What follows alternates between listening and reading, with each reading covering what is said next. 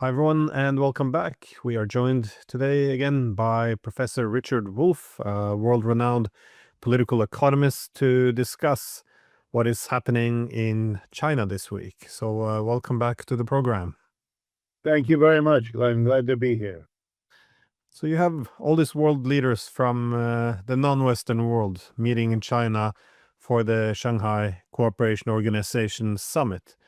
Now, most of the world these days seems concerned about the Western-centric economic system coming to an end. That is unsustainable debt, excessive financialization. You can add the weaponization of economic dependence.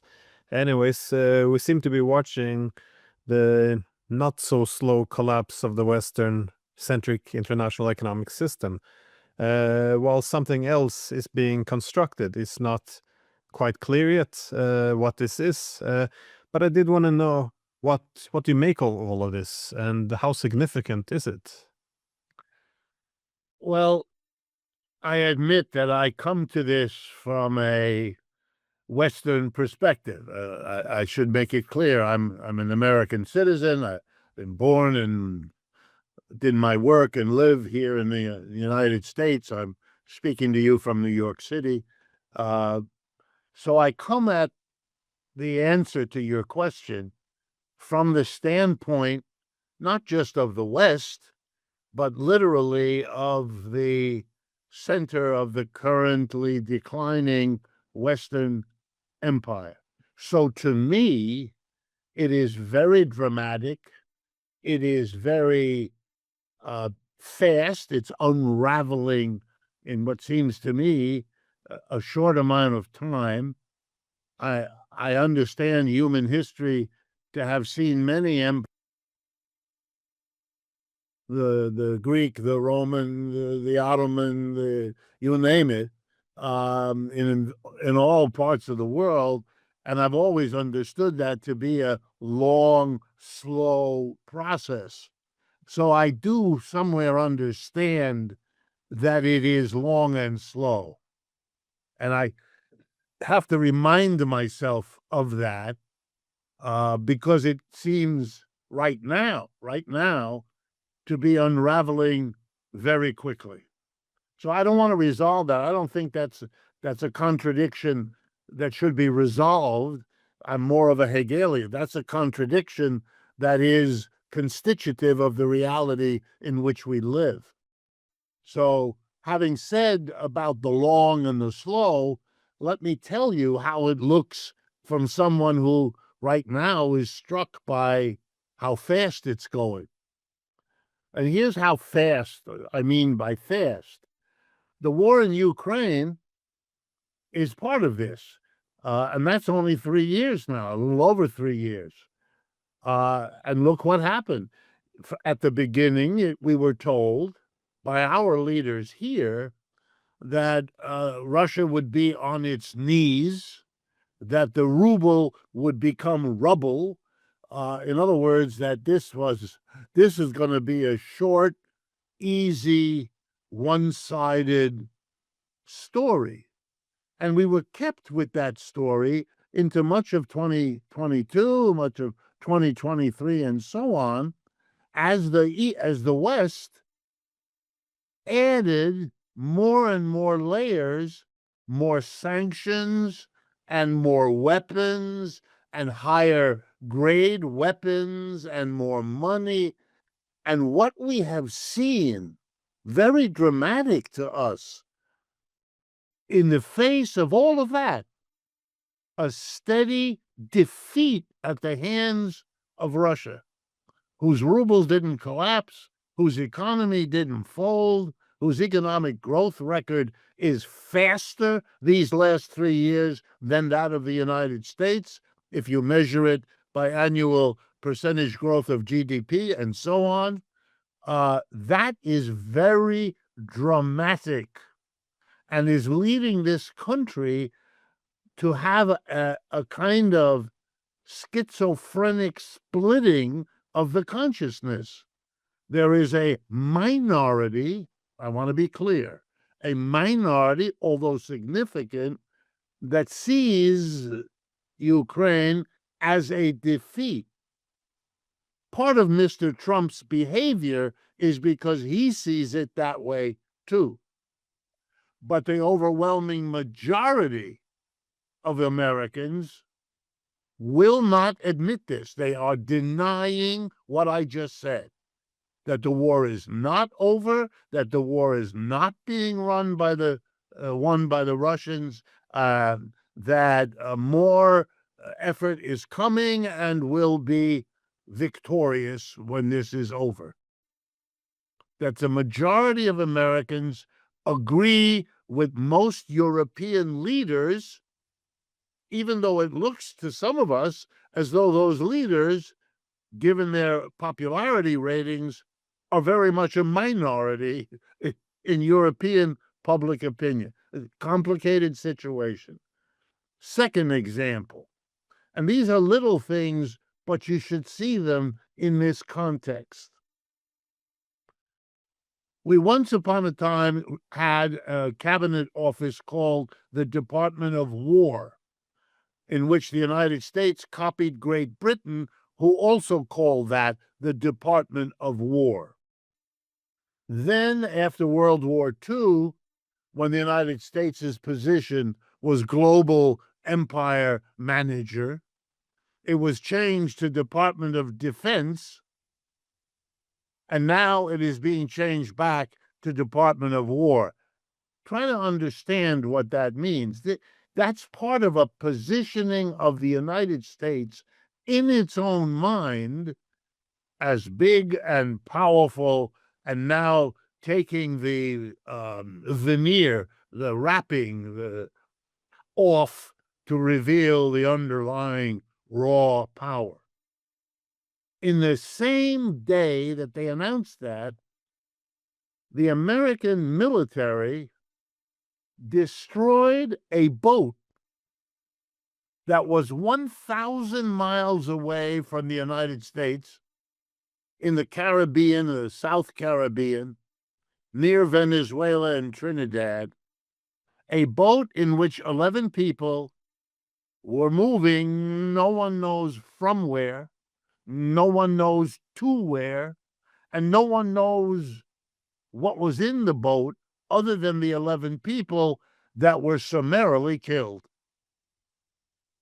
What's going on here? There's no state of war between the United States and Venezuela. There is no threat to the United States by a boat, a little boat, a boat that has 4 outboard motors that, that is 1,000 miles away. You have to think, why would you do this? What in the world would possess you to be the judge, the jury, and the executioner all at once of these 11 people, whoever they were, which we will probably never be told here, maybe somewhere else, but not here. All right, and then now finally,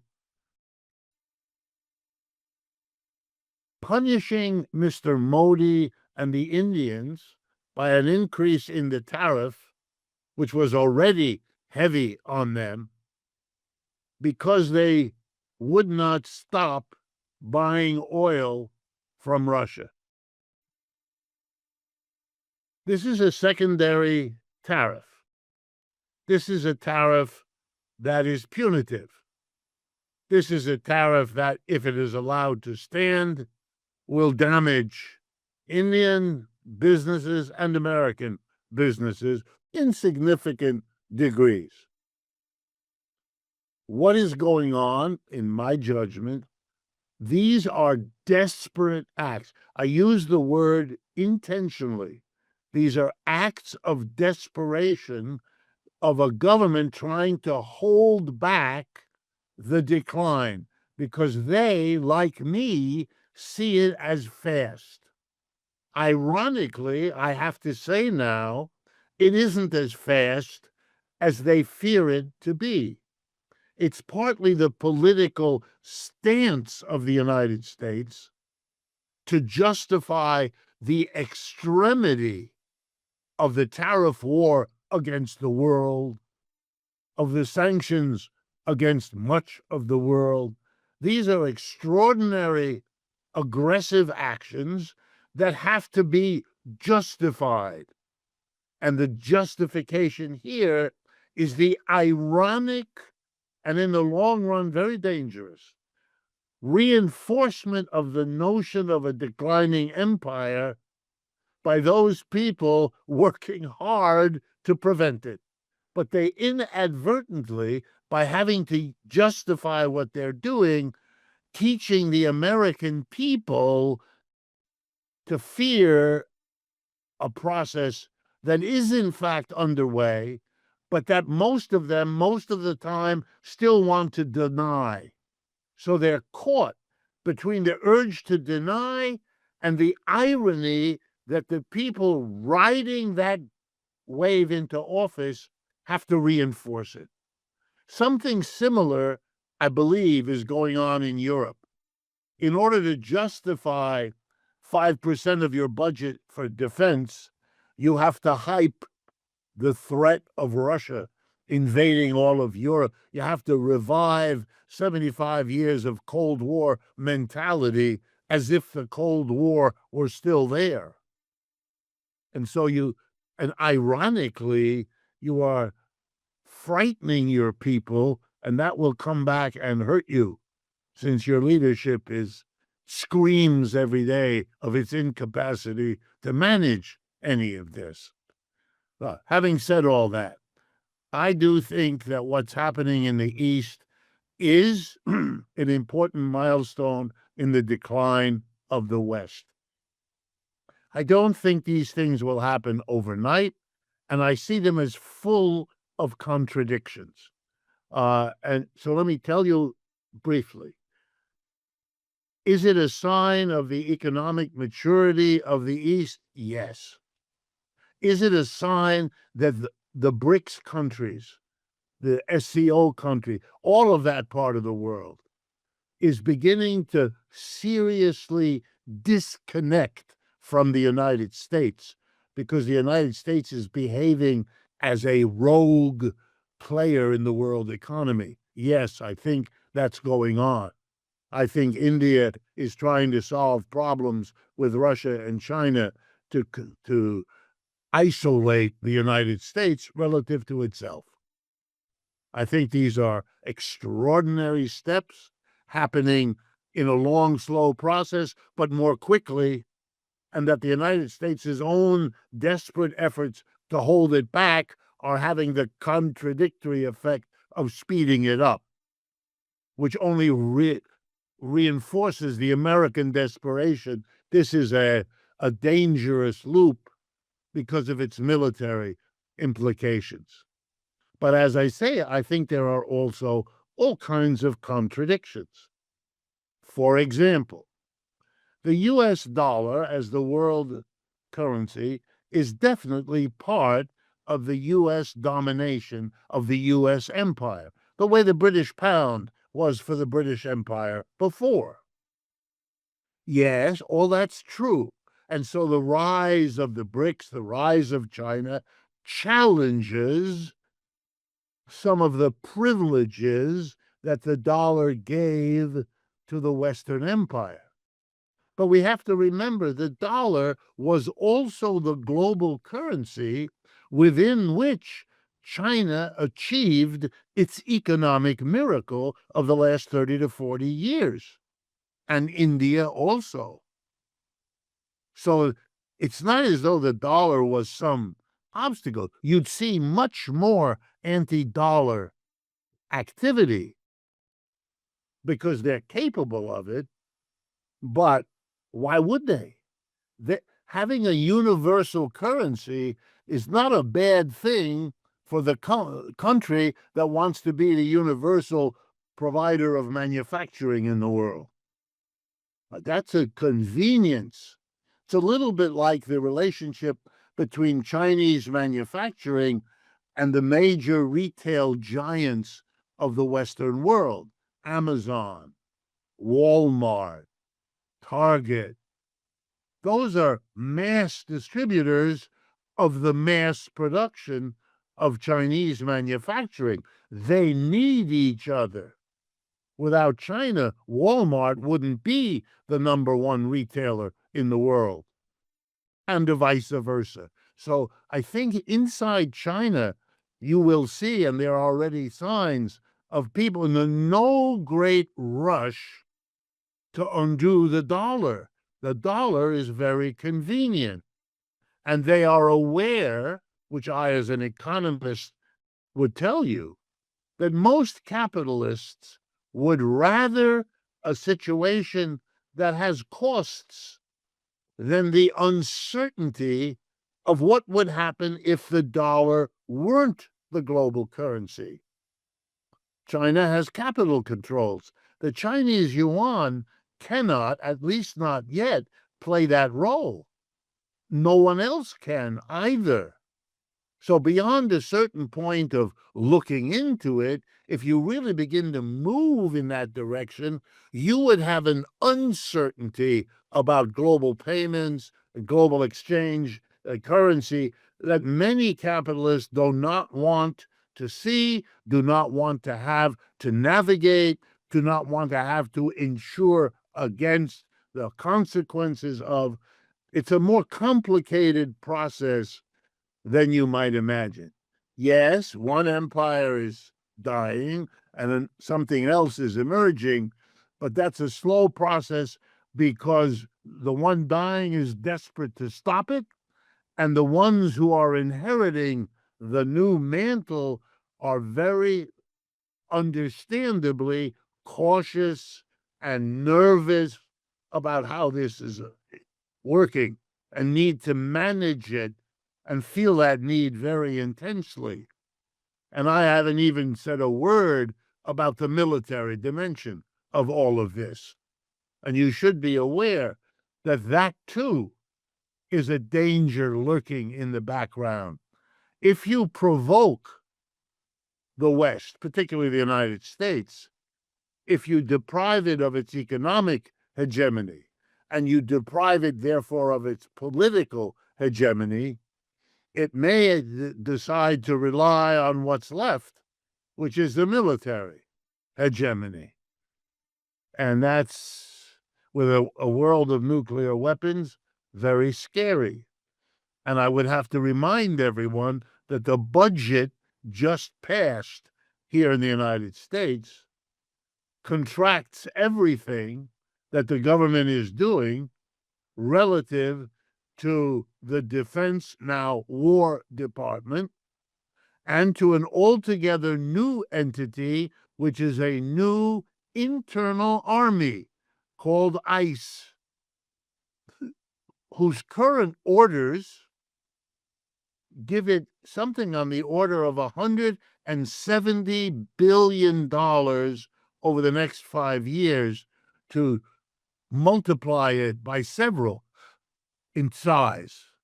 Yes, they are currently ordered to deport undocumented immigrants. But I would urge everyone to remember a very deep historical lesson. The army that is organized and does horrible things abroad, sooner or later comes home and does those things at home. This new army can deport anybody.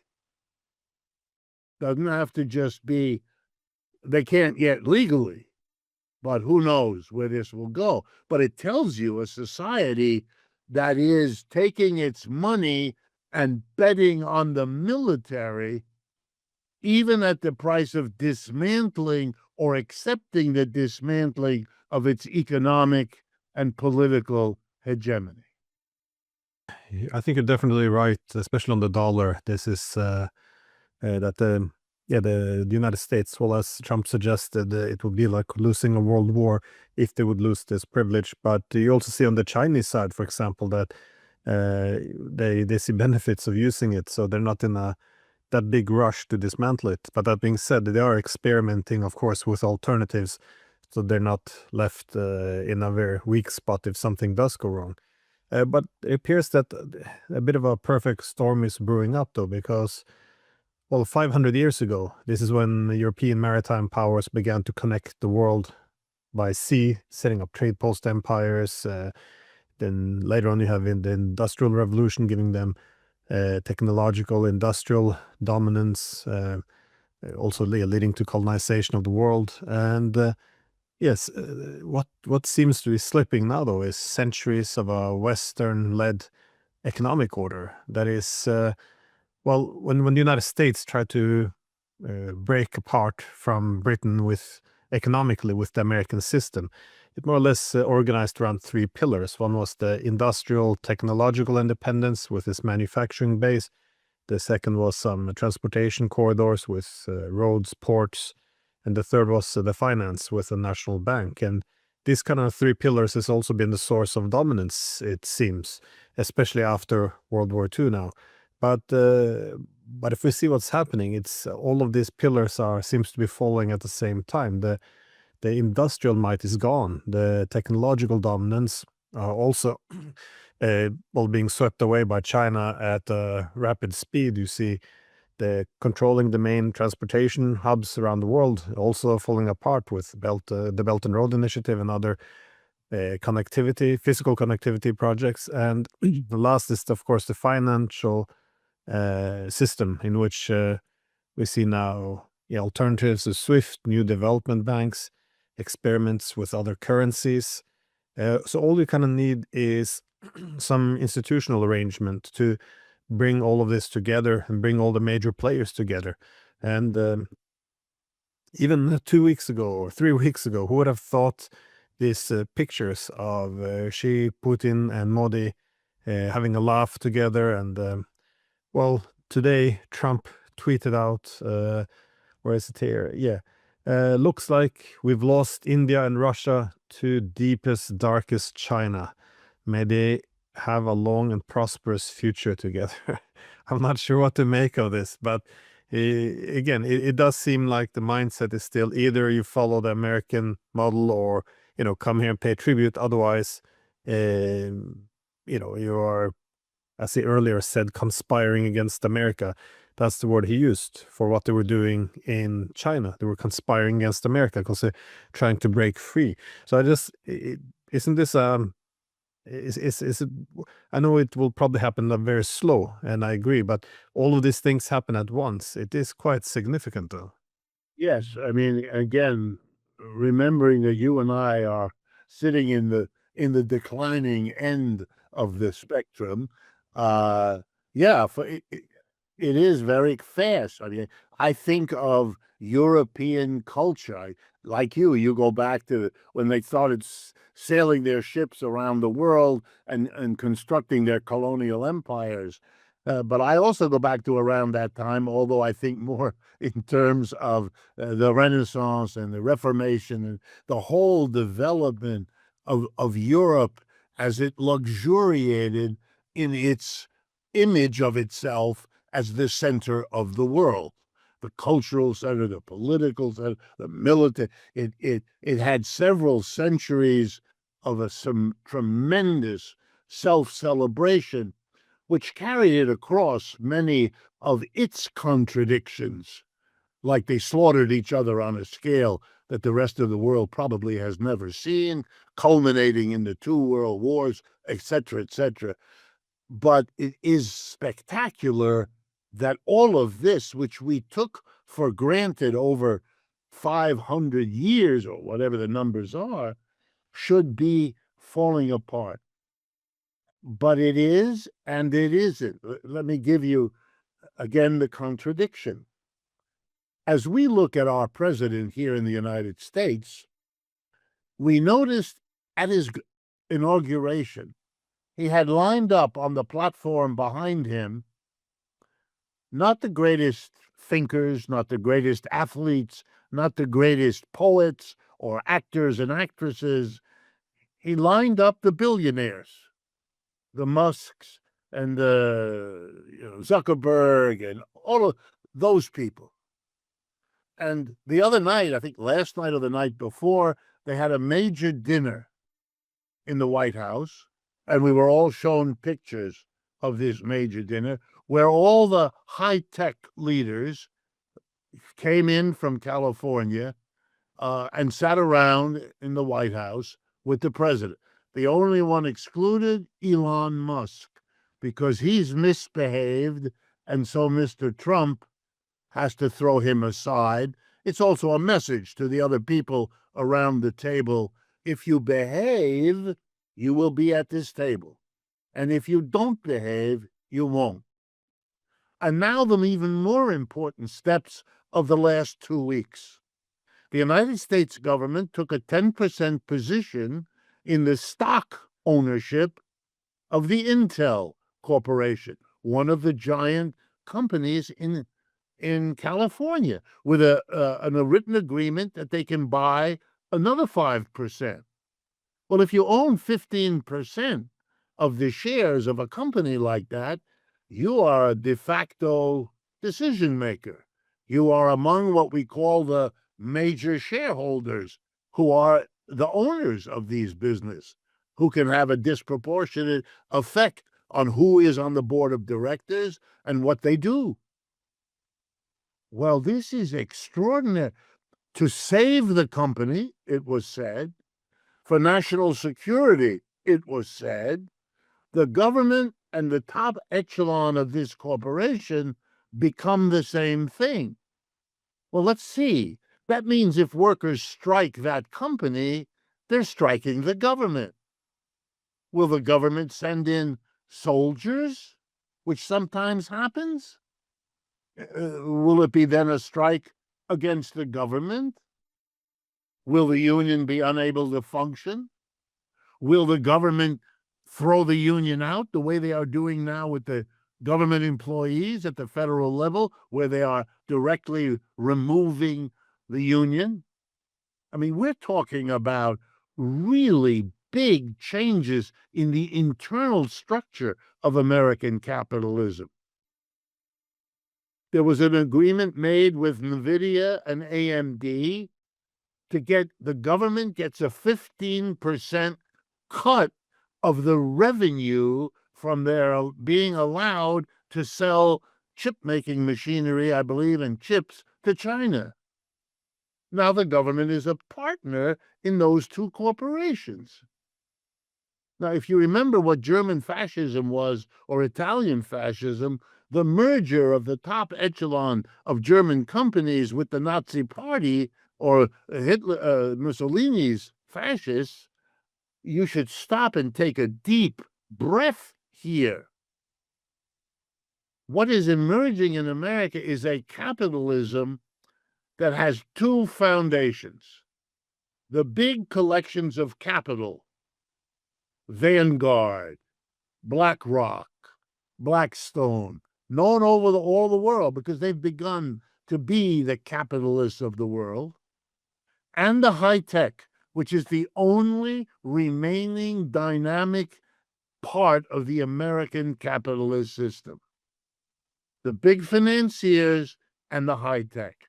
And Mr. Trump is positioning himself as their spokesperson, their leader. And would they sacrifice much of the rest of American capitalism? The answer is yes. And why would I say that? Because they've been doing it. They have made the money from the last 30, 40 years of globalized neoliberalism. They are the victors. They have the global market. They have the global capital coming into their hands, and they have bought large portions of it. The left wing in Berlin struggles for a rent control system and discovers that the largest landlord in Berlin is the American, I forget whether it was Blackstone or BlackRock, but one of them is the major landlord they have to contest with. Wow. This is an extraordinary reorganization of American capitalism to be the agency, if you like the old notion, the central committee of the capitalists. That central committee, the U.S. government, recognizes the financiers and the high tech, and the rest of it, they do not care. They will profit from the total global picture. And they want deals with the Chinese. They don't want war. And that's a contradiction also, because Mr. Trump wants them to think that his global dominance is their best way forward. And they are not sure of that at all. Many of them don't want that, don't like it, and argue and push against it.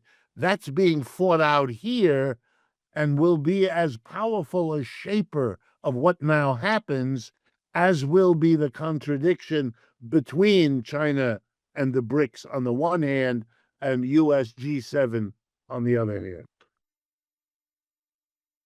But this new tech economy you're describing, it's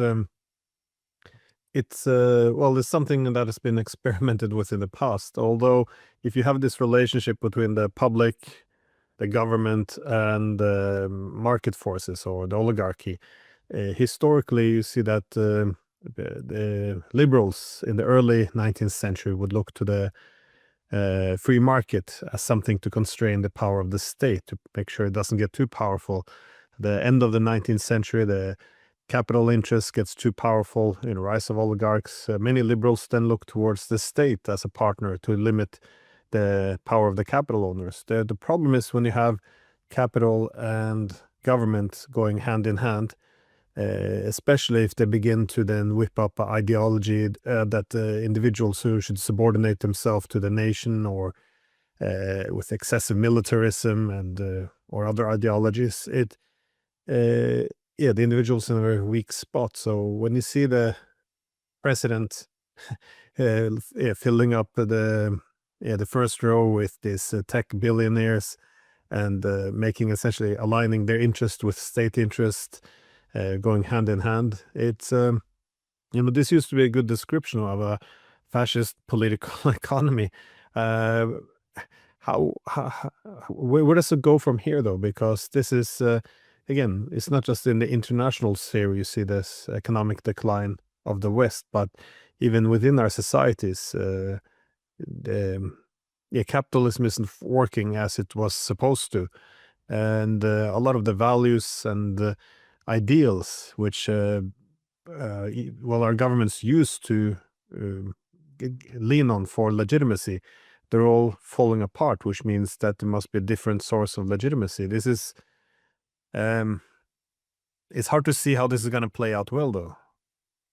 I don't think it's going to play out well. I think what you have here in the United States are, you don't have fascism yet, but you have the assembling of the conditions and the parts.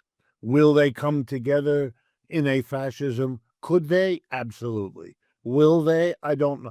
I think it's a little too early to say. But look, I mean, there's no lack of suggestion of where it can go. The same president who is enormously increasing the defense budget and enormously increasing ICE as an internal army has already shown he's willing to send that army into the cities. Into Portland, Oregon in his first presidency, now into Los Angeles in his second, and with threats now for New York and Chicago. Okay, what are you sending them in there for? To clean up crime.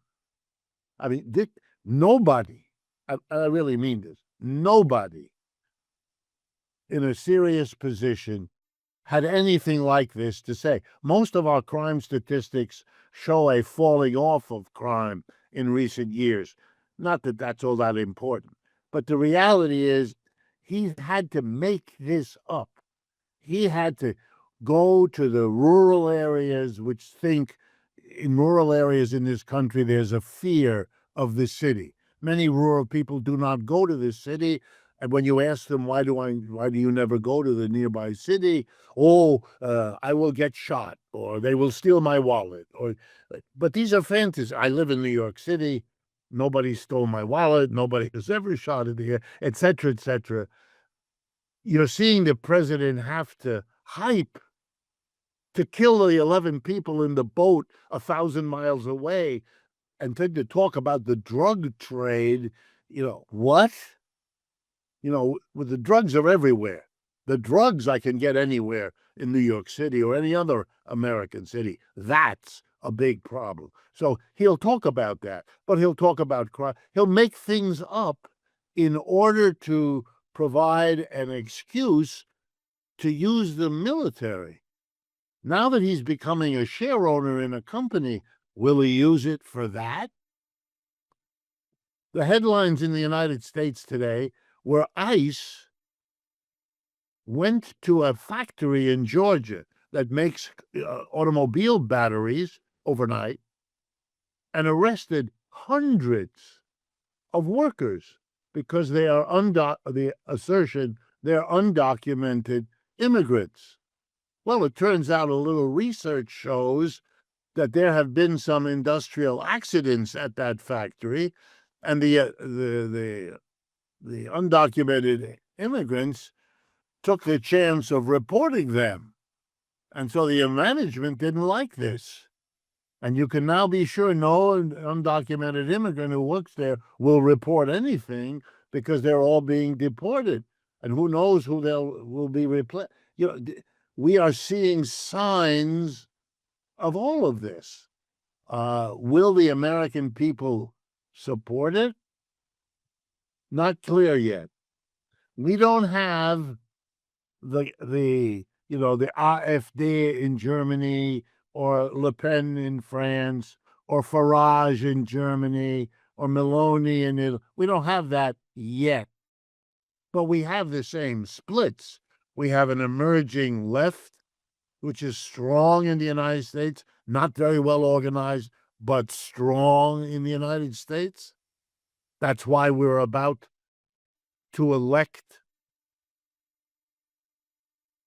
a socialist Muslim to be mayor of New York City, the largest city in the country. And looks like he's going to win, and can only be defeated if the following event occurs: that the mayor of New York currently, who has been charged with all kinds of corruption, whose entire government is in jail now or pending trials for corruption, who's been pardoned from some of his corruption earlier by the Department of Justice choosing not to prosecute him, despite the evidence being huge. It was announced this morning that he may be made the new ambassador to Saudi Arabia from the United States in order to get him to stop looking for a re-election, because his votes might go to the other opponent of the Muslim socialist, who otherwise is going to become the mayor. That's an act of desperation. It's politically grotesque, obviously so. The report, by the way, of this appears in this morning's New York Times, which is the most prestigious newspaper for such a story to appear in the whole country.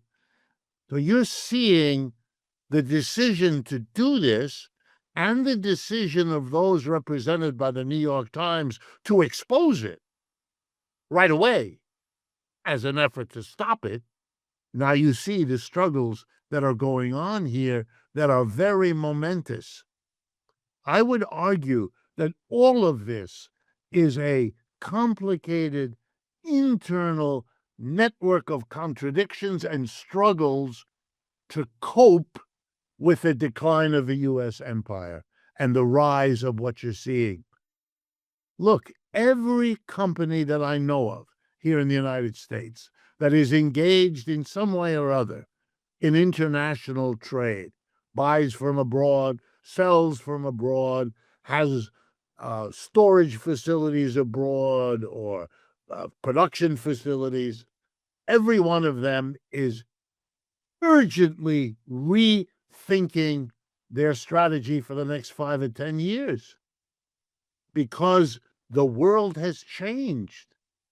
They don't want to be in a country that either will have heavy tariffs, which affect their business, or it will raise them, or lower them, or delay their implementation, or get rid of them. The uncertainty is, and that they don't think will go away. They know that Mr. Trump is in there for 3 more years.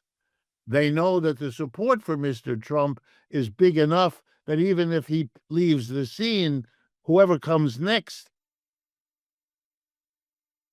I'm not saying they will all make decisions in the same way. They won't. But nothing other than reassessing is going on. If you want evidence that the meeting in Beijing and Shanghai and so on was important, that's it. It's every country, every corporation is trying. What do we do? What is our strategy if these tariffs persist, if they leave, and above all, with the uncertainty that has now been loosed on the world? They may blame Mr. Trump, and no doubt they will. But that's a footnote, by the way. Every leader in the world, whatever the economic problems they have, Europe, Asia, Africa, Latin America, they're all blaming it on Mr. Trump. And there's enough of a grain of truth that their problems are worsened by the tariff, the sanction, the whatever. You have Mr. Trump has mobilized the most global hostility to the United States as a nation that could be imagined. And we are only at the very beginning of how that plays out. And every company is wondering about that and trying to figure out. Of course they're suspending. They'll tell Mr. Trump, we're going to invest $800 billion, like the EU, von der Leyen. We will invest. That's costless. Means absolutely nothing. The truth, we have no idea what the role of the United States will be in our future investments because it's impossible for us to make a rational decision. So we'll shut you up by giving you something you can tell your people. Then we'll see what 2, 4, 6 years from now look like, and then we'll tell you where we're going to go. And we're going to hold that over your head, because if you do things we don't want, we will revisit the commitment and blame you for undoing it. Everybody here knows that. And it's the fading of the U.S. empire is the thrusting, bitterly they don't like it, into the hands of the capitalists, a context that is the last thing on earth they want to be confronted with. Well, as you said, all this in this all this uncertainty, which is what the market, the businesses, states want to avoid. Everyone's searching for predictability, so that's why I think this thing which is happening now in China, the attempt to build a new foundation, that this attracts a lot of attention for countries and companies who are looking for now alternatives that could provide stability. Just for me, the main shock has been that not only are countries like South Korea, Japan now questioning the alliance system with the United States, as they should look towards diversifying and reconsidering what kind of economic system they're marrying into. But as all of this is happening, when the most important thing the US can do is to promote more trust, we saw this tariffs against India, the attempt to humiliate India. Just it doesn't make any sense to me. This is even if you want to have more obedience and loyalty, this way of doing it is humiliating them in public, essentially asking them to sit down on the chair next to the Europeans, more or less, in front of Trump's desk. This kind of, it's very difficult it's difficult for me to understand why it was done in this way. It just seems like an exercise of self-harm. I'm not sure if you have any final thoughts on this before we wrap up. Yeah, before we wrap up, let me try to explain out of the United States why that contradiction that you summarize well exists. Mr. Trump also, like every corporation and country, is trying to figure out how to play the decline of the American empire. And as I tried to say at the beginning, he's caught in the contradiction. On the one hand, he has to make accommodations to slow it down. That's what he's trying. And so he will. He'll meet with Putin. He'll do things that may surprise you. On the other, he must be the standard bearer for the denial, because the mass of people voted for him. The people who got him into office are the ones who have been hurt over the last 40 years. They're mostly white, male manufacturing workers and their families and their communities. They really got hurt. They lost their jobs. They lost their income. They lost their security, and their families and their communities were badly damaged, still are, by that process, which still goes on. All right? They want a reversal of the 40 years of history. They literally want America to go backward. Make America great again says what they want. They want a powerful leader who is strong enough to compel the world to go backwards 40 years. He cannot survive, even in the office that he was elected to. He cannot survive if those people lose confidence. He has to be the big, tough leader. They want the United States of the 1970s and 80s, where they were the global hegemon. Or if you like, the 1990s, the unipolar moment that Professor Mearsheimer tells us about, etc. He has to play that role. So when it comes to India, he wants to accommodate something. Could he get Putin to bend a bit more if India stopped buying the oil? He doesn't want to smash Putin. He wants to work a deal, but he knows he has to squeeze Putin to get it. So he wants that, but he can't be seen asking, because that violates the denial. He doesn't need it. He's punishing Mr. Modi for not. So he reverts to and that works here at home. He's a tough guy. Putin is the bad guy of the way he's played in this country. Mr. Trump, despite everything he tried, could not get a revaluation of Putin. And that's symbolic too. He's willing to work with him. He meets with him, brings him to the United States, symbolically significant, but he then has to cope with his own contradiction by being the tough guy who punishes Mr. Modi, because Americans, thinking of Asians as the inferior people, which most of them more or less have in their minds, are very troubled by anything that looks like begging or asking or being in a penitent position. You have to punish them. Look, Mr. Biden was better. The few years of difference. He referred to Xi Jinping in public as a thug.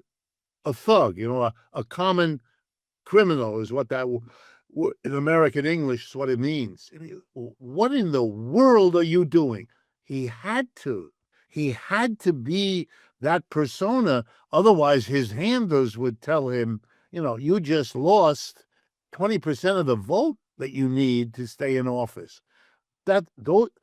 Everybody here, Trump included, is caught up in the contradictions of a declining empire. Yeah, I'm not sure how they're gonna get out of this one. It does feel like an end game here. There's no good solutions anymore. But Well, I want to thank people like you who have and who organize honest confrontations. It's not a question of whether I'm right or wrong about this or that point, and that's true for all your guests.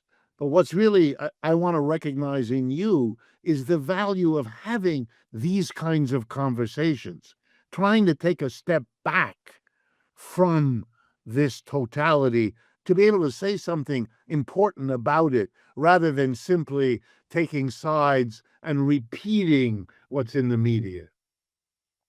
I agree, and I think that's one of the consequences also of this decline, not just of the United States, but the political West, is the growing obsession with holding on to the narratives. I see the freedom of speech really being choked by as facts and objective reality get in the way of the narrative.